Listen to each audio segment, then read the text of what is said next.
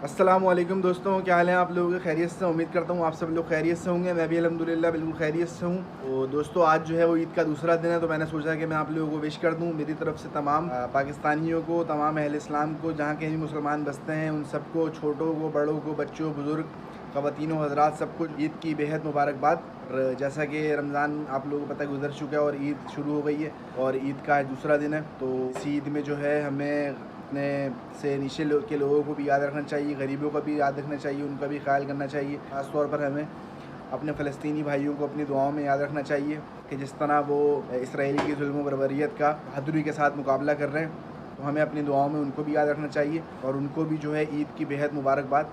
और अल्लाह ताला हम तमाम मुसलमान, तमाम इस्लामी ममालिक को जो है वो इसराइल के ख़िलाफ़ मुत्तहिद होने की तौफ़ीक़ अता फ़रमाए। और जैसा कि दोस्तों आप लोगों को मालूम है कि पूरा रमज़ान गुज़र गया, कि पूरे रमज़ान के अंदर मैंने कोई यूट्यूब से मैं दूर रहा और मैंने कोई यूट्यूब के ऊपर वीडियोज़ वगैरह नहीं बनाई और कोई ब्लॉगिंग वगैरह का सिलसिला इस तरह का नहीं रहा।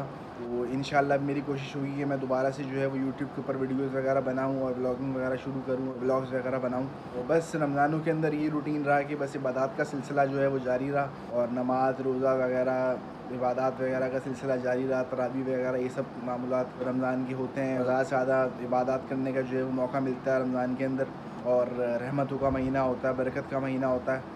अल्लाह ताला का ख़ास इनाम है रमज़ान हमारे ऊपर। और इसके बाद ईद जो है वो भी एक तोहफ़ा है अल्लाह की तरफ से कि रमज़ान में मुसलमान पूरे 30 दिन जो है वो रोज़े रखता है और उसके बाद अल्लाह ताला जो है ईद की सूरत में उसको एक इनाम देते हैं और ईद की सूरत में उसको एक इनाम मिलता है, खुशी का इज़हार होता है, एक दूसरे से गले मिलते हैं लोग, खुशियाँ मनाते हैं। बस इस ईद में तो फ़लस्तीन के जो हम हालात देखते हैं तो उसके ऊपर काफ़ी दिल दुखता है, अफ़सोस होता है। बस अल्लाह हमारे हुक्मरानों को थोड़ी सी तौफ़ीक दे कि वो जो है इसराइल के ख़िलाफ़ जो हैं वो सामने आएँ और तमाम ममालिक जो हैं इकट्ठा हो जाएँ, एक प्लेटफॉर्म पे आ जाएँ, इस्लामी मुल्क जो हैं, और इसराइल को जो है वो रोकें इससे कि वो फ़लस्तीन के ऊपर जो है इस तरह की मज़ालिम ना ढाए। तो बस ये सिलसिला है। ईद के पहले दिन जो है वो नमाज़ पढ़ी, घर आ गए कि ईद जो है वो सो के गुज़र जाती है और शाम में जो है वो सिलसिला शुरू होता है मेहमानों के आने जाने का, दोस्तों से मिलने का और सारी चीज़ें होती हैं, गैदरिंग वगैरह, गेट टुगेदर वगैरह। बस ईद के पहले दिन जो है वो नमाज़ पढ़ी, ख़ास मसरूफ़ियत नहीं थी। बच्चों से ईद वगैरह मिली, हमज़ा जो है भतीजा मेरा, उससे ईद वगैरह मिली। घर वालों को कहा, अम्मी से ईद मुबारक कहा,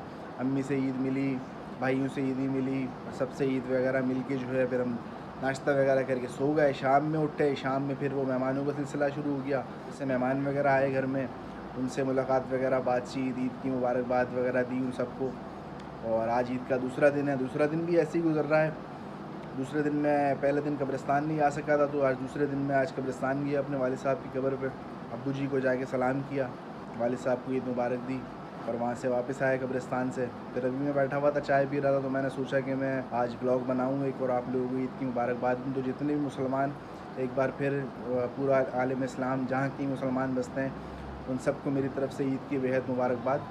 इस ईद पर ख़ास तौर पर अपने से छोटे लोगों को, अपने से नीचे के तबके को, जो आपसे कमज़ोर हैं, उन सबको याद रखें, गरीबों की मदद करें ज़्यादा से ज़्यादा, एक दूसरे का ख्याल रखें, आपस की नफ़रतों को ख़त्म करें, एक दूसरे के लिए बर्दाश्त पैदा करें और जितना हो सके एक दूसरे का ख्याल रखें। और जो इबादतों का सिलसिला आप लोगों ने रमज़ान के अंदर जारी रखा, नमाज़ें पढ़ी, तिलावत कुरान पाक करा और जो भी चीज़ें करी, तो अल्लाह ताला आपको तौफ़ीक दे, जितने भी देखने वाले हैं, कि वो जो हैं इसी तरह इबादत के सिलसिले को जारी रखें और रमज़ान के बाद भी जो है वो इस तरह इबादत करते रहें और नमाज की ख़ास तौर पर जो है पाबंदी करें।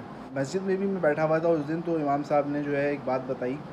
तो मतलब होता है ना कि जैसे नमाज के बाद जो है वो बयान होता है, तो उसके अंदर आखिरी जो रोज़ा था, 29वां रोज़ा, तो उसकी सुबह फजर की नमाज़ के बाद बयान का सिलसिला होता है। तो उसके अंदर बयान हो रहा था, तो उसमें इमाम साहब ने बताया कि इबादत का सिलसिला जो हम जारी रखते हैं, तो उसको हम रमज़ानों के बाद भी जारी रखें और इबादत को रस्म के तौर पे ना करेंगे। जैसे रमज़ान आया तो हमने रस्म के तौर पे जो है नमाज़ पढ़ना शुरू कर दी। जैसे कहते हैं कि रमज़ानों के रोज़े फ़र्ज़ हैं, तो इसी तरह नमाज भी हम पर जो है वो फ़र्ज़ है। तो जिस तरह हमने रमज़ानों के रोज़े जो हैं फ़र्ज़ समझ के रखे, उनको अहमियत दी, तो नमाज की भी उतनी ही अहमियत है और नमाज भी हमें उतनी ही अहमियत से, उतनी ही पाबंदी के साथ जो है पढ़नी चाहिए। कभी कभार नमाज़ छूट भी जाती है, लेकिन हमें नमाज़ छूटना नहीं चाहिए, मिस हो जाती है मसरूफ़ियत में, काम वगैरह में, काम धंधों में। लेकिन अल्लाह से ज़्यादा जो है हम पर जो हक़ है वो सबसे ज़्यादा अल्लाह ताला का हक़ है, तो हमें वो हक़ जो है वो पूरा करना चाहिए और हमें नमाज के सिलसिले को जो है वो जारी व सारी रखना चाहिए और जितना हो सके हमें नफ्स को पामाल करना चाहिए और नमाज़ की अदायगी करते रहना चाहिए। तो अल्लाह पाक से मेरी दुआ है कि आप सब लोग भी रमज़ान के बाद भी जो है वो रमज़ान वाले जो मामूलात थे उनको जारी सारी रखें और अल्लाह ताला आपकी इबादत करने की तौफ़ीक़ अता फ़रमाए। पर फिर आप सब लोगों को बेहद ईद की मुबारकबाद। तो इंशाअल्लाह अब रमज़ान चूँकि ख़त्म हो गए और रूटीन जो है वो दोबारा से शुरू हो गया है, तो बस इंशाअल्लाह मेरी व्लॉग्स वगैरह भी आप लोगों को देखने को मिला करेंगे। सुबह में जब जाता हूँ वॉक वगैरह पे, और एक बार फिर आप सब लोगों को ईद की बेहद मुबारकबाद। जहाँ कहीं भी आप लोग खुश रहें, शादो आबाद रहें और अपना बहुत ख्याल रखें। मुझे दें इजाज़त, इंशाअल्लाह आपसे किसी नेक्स्ट व्लॉग में मुलाकात होती है। अपना बेहद ख्याल रखिएगा। अल्लाह ने के बाद।